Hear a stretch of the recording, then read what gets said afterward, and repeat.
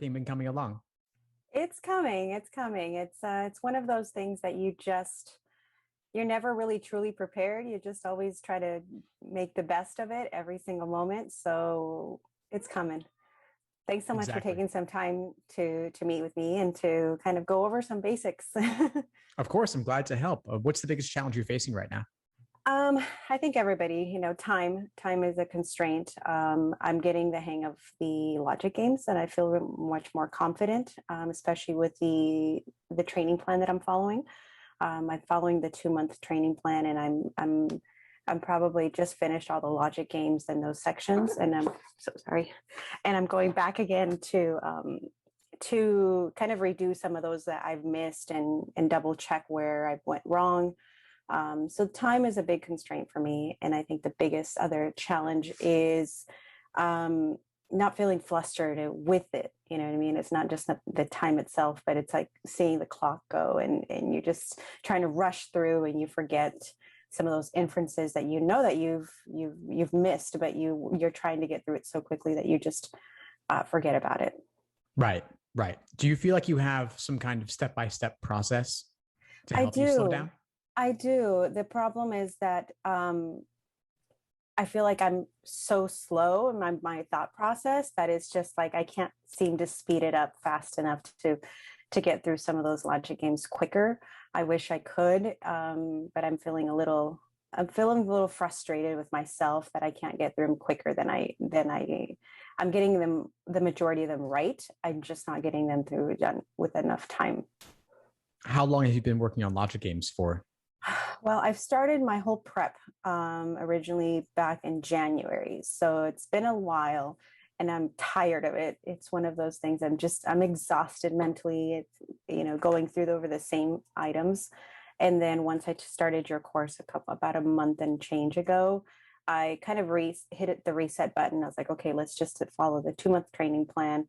And so I've probably been with about, I don't know, a couple of weeks in logic games and I'm ready to move on, but I don't know at what point should I move on and should I just stick to it until I actually get it, until I actually move past that time constraint. So that's kind of where my challenge is. And my questions, especially for you, is how long do I stay in logic games and when do I move on? Because I don't feel 100% confident, but I do want to feel that I want to be able to grasp the other sections just as much. Because originally I thought to take it here in June, but it's coming around so quickly that I might just have to push it to August. Well, you can move on without moving on, right? So you can progress into logical reasoning, but still keep practicing logic games along the way. Okay. Okay. You're talking about making a reset on your logic games. I think that's valuable for you, especially if the other methods you were using just weren't working for you. And now you're feeling like, hey, it's going slowly, but you're getting them right. Yes. So that's where we look to increase your efficiency on games. And you can increase efficiency through making more inferences up front, as well as from reusing your previous work. So any hypothetical scenario that you draw.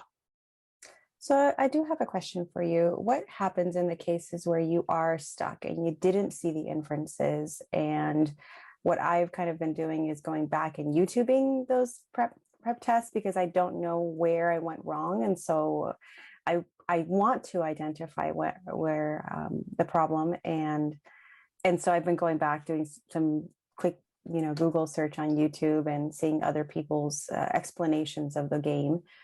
Do you think that's a bad idea? You think it's a good idea? What are your thoughts?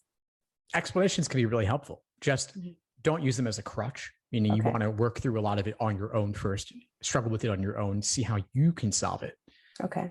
And then if you feel like you can't solve it, of course, or you are curious about there being a better way, then yes, of course, you can look at the explanations. Just keep in mind that the explanations are often just one person's so-called perfect way of doing it.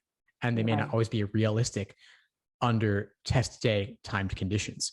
One of the cool things about the logic games in the course is that we're walking through it live, like you would actually solve it, making the inferences along the way in real time. Not like you've done it before, right before class, and already know exactly how to do it. Then that's cheating, right? So we have to make it more realistic.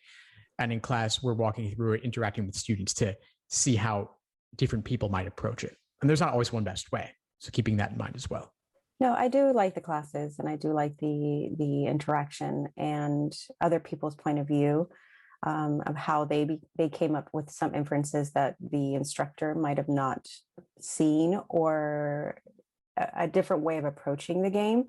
I find that I've been more in line with the presenter instead of the teammates on the other end. And so it's nice to see, like, well, I didn't even think about, putting 6 games together at the beginning and then starting. I wanted to move quicker, so maybe making 2 and then down the road making a few more. So, but it's helping. I just feel like it's a little slow, and like I said, I'm just tired. I want to be done with it. I feel you on that. It's like after so many years and so many months of just like, how many more hours am I going to put into this?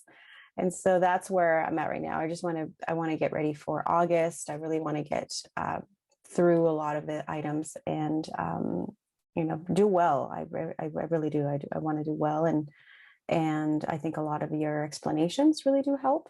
I went back through this morning and looked at some of the basic fundamental stuff that you had on there, and it does help. And it does help just to kind of reinforce and kind of remotivate you to get back on track if you've lost a little bit of enthusiasm into the entire test. Makes sense. I'm glad the videos are helping. I'm glad the course is helping. I sense that logic games, you feel maybe a little bit discouraged. The energy is a little bit lower in that department. It is. I'm feeling that way right now, but like I said, it's one of those things that I know that there's a big section of it, a big portion of it. And now, because I am probably going to push it from June to August, I know there's going to be that 4th section. So I don't know what's going, that experimental section. I don't know what it'll be. Will it be logic games? Will it be? And it's like, and for me, the most frustrating piece is not knowing what to expect. So it's like that unknown for me is very frustrating.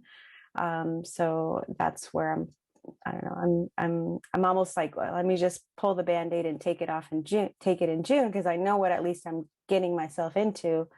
But I don't know. What are your thoughts? Do you think it's best to take it in June and then retake it again in August? Or do you just think that wait and then take it in August?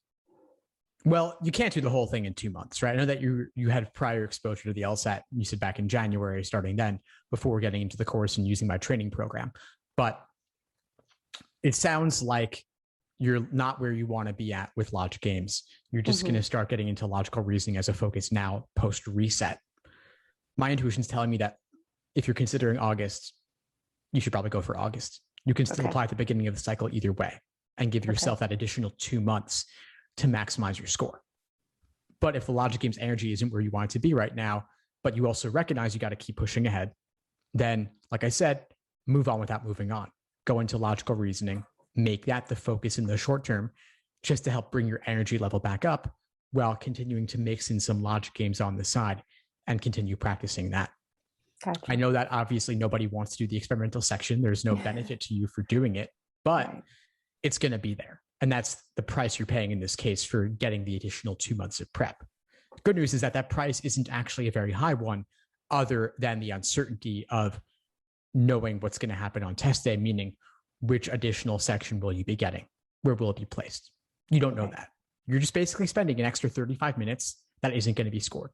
But since you don't know which part it is, you've got to give it the same effort regardless. But this isn't really a new thing. This was always on the LSAT. The flex was just a temporary removal of that extra section. So they're bringing it back in, but everyone's going to be in the same boat, and you just got to practice accordingly. So build up your endurance a little bit more than you would otherwise by taking practice tests with the 4-section format, not the 3. How often do you think practice tests should be taken? Once you've built a solid foundation, at least once a week, maybe twice a week if you have more time in your schedule. But it's more about the review you do after the fact than just getting more tests under your belt. And that's, I think, where I'm feeling like I haven't gotten enough practice tests, just because I'm still building those foundations. And so I'm feeling like I'm almost a little behind, but I don't know. I'm like, well, should I just like start going through them? And I guess My questions are more in line of, should I just continue with the schedule and move forward that way, or should I deviate from it and start the practice tests and just putting them in there throughout the week? Well, your schedule is going to change if you go for August, right? You've been doing it on a 2-month plan before. Right. Now we've got to lengthen that because you have the additional 2 months. So you may want to switch gears and do the 4-month program instead, spread it out a little bit, give yourself some more time. You don't need to start practice tests yet. If you're curious about them, yeah, sure, take one and see how it goes, but take the results with a big grain of salt because you're still building that foundation. You might alternatively just do a logic game section timed or a logical reasoning section timed. Once you dig into logical reasoning, see what that's like and build it up. Then even if you start taking practice tests in mid-June, you could take a full 2 months focused on practice tests, even just one a week. That'll give you roughly 8 or 9, which is a good amount of practice. And if you want to increase it significantly, then just do 2 a week if you have the room in your weekly schedule. Gotcha. What else? I have a list of stuff on my questions here. Yeah, shoot. Testing accommodations. What are your thoughts, your general thoughts on testing accommodations? Do you think that the LSAT does pretty good about accommodating, especially extra time based on, of course, circumstances? Or do you think that they usually deny those kind of requests? They used to deny them all the time. They got sued several times. They've since become more liberal in granting that. Okay. So I'm curious, do you think you might qualify for them? Maybe. I think, we'll see after I submit all the information and we'll see what they say. But based on the criteria, it looks like I might, but I don't want to use it as a crutch. I still want to continue with the 35-minute sections and move forward that way. But I guess getting back to, I want to be ready and prepared for what's coming versus like, well, now I'm going to have all this extra time that I don't need. And I'm just going to be sitting there and psyching myself out for the next section. There's probably not a lot of downside to getting extra time, especially if you think you might qualify. Okay. Extra time accommodations are typically time and a half.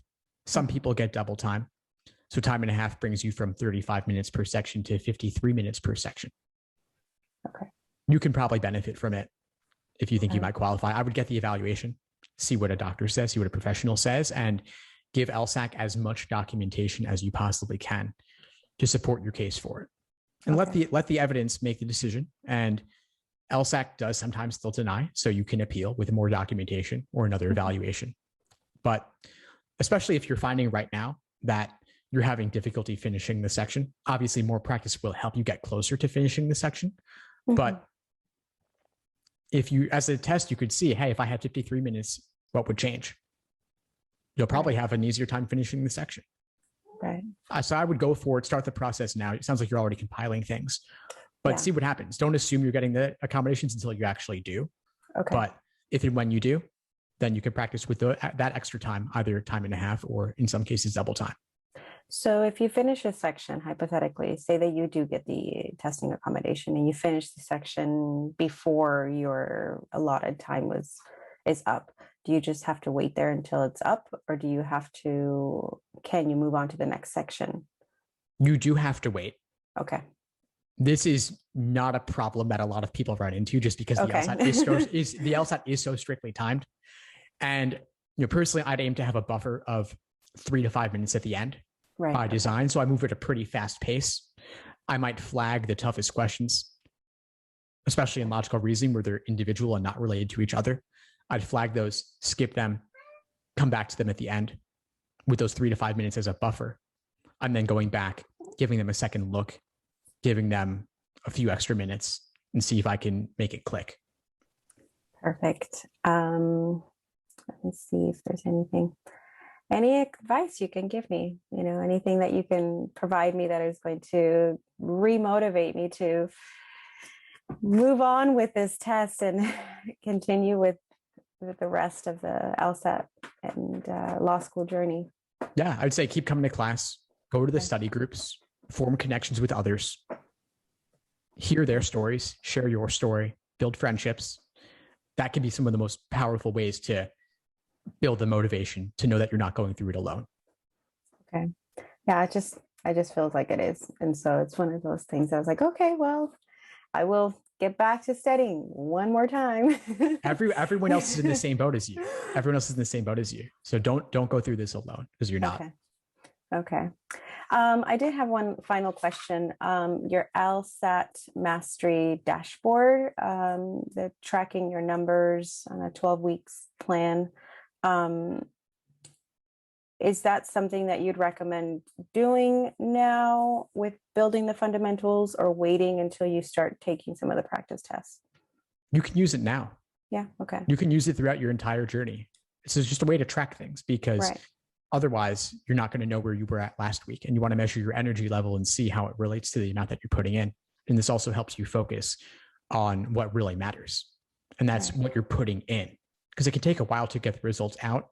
The LSAT Right. is tough, and accuracy percentage is not the only thing to look at. Okay. The more work you put in, the more work you will get out, but it may not happen in a day or a week. It could take weeks, but just keep putting in the work, keep showing up to class, keep doing the problems, keep watching the videos, and you will see results. Thank you. And like I said, I appreciate it. I appreciate having you as the resource and the team. It's very helpful to rely on somebody that has that experience, and that can walk through things in a very simplistic manner and not complicate things with adding different terms. And it's just like, it's just what it is, plain English. So I like that. Of course. But yeah, like I said, I'm excited. I'm excited for the future, but it's one of those things that it is frustrating, that it's like, okay, 2 more months of hell. Let's make it happen. Let's do this. Okay, I can do this. But you make time, and my family's great about allowing my my time when I need it, but it's prioritizing, and it's helping me build, but at the same time it's I feel like it's always that you're always wanting to do more and for your family and others, and it's like it's a time where you just have to be selfish almost, and it's not part of my personality to just take that extra time for myself. So this is, I guess it's almost a double-edged sword. It's like I'm forcing myself to be selfish. Know that this will serve a larger purpose, so it isn't selfish in the end. Yeah. And also, I want to ask you before we wrap up, just what if this didn't have to be hell? What if this could be fun? I hope so. I want it to be fun. I want it to be that way, but I don't know. Like I said, it's so many years of trying. This will be my 3rd attempt. And so many years of trying, so many years of getting denied. And it's like, I just want to be over with it. Want to move on with my life, get into law school, finish law school. I'm ready to move forward into my career and everything else I want to do. And so I feel like this is just one of those stepping stones that has been the hardest for me to achieve. And so I guess that's why I'm like, it's hell, because it just 3 years of hell seems like a long time. And now a couple more months and a couple more months. So I do want it fun. I do want it to be fun though. And I have learned a lot from it. And I've learned to be patient. That's one thing that I've learned. I've learned how to be patient and slow down. But when you live in a really fast-paced world, you almost want things quicker, and and it's like, as you get older, your mind doesn't grasp things as it used to when you were straight out of school.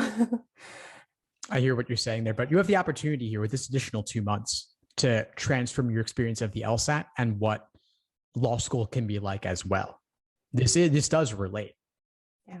And you can set up the structures here so that your LSAT studying will inform what you do in law school after the fact. And I know you've been at this since January, and we're speaking now in May, but you're restarting now with this new 2-month program. Mm-hmm. It can now extend to a 4-month program. And so you're actually not even close to the end yet. So you still have room to change what this experience can be like. And there are people in the course who've been down this road before. There's the instructors, there's the TAs, there's students who've been in the course for longer than you have, and you can benefit from their experiences and see how their framings can support you as well. Oh, good. And any of your TAs non-traditional students, or are they all pretty much traditional students that that a lot of their education has just been school. I mean, school and work. Because I do want to find people that know exactly the type of things that I have to go through. It's not necessarily like I hear stories, but the stories are like, okay, big deal, you go to school, like like, yeah, that's great. I have like, I don't know, 50 other items that I have on my plate, but besides just school, but I just really want to make sure that I can hear from those people, those instructors, because they'll help me, I think, see things in a different light. Yeah, ask them their stories. There are a number of people. I'll send you some names and you can attend their classes and see. But I'd say honestly, most of the people are not the so-called KJDs, straight from kindergarten to law school. Yeah. I'd say probably the majority of them have spent some time in the workforce first.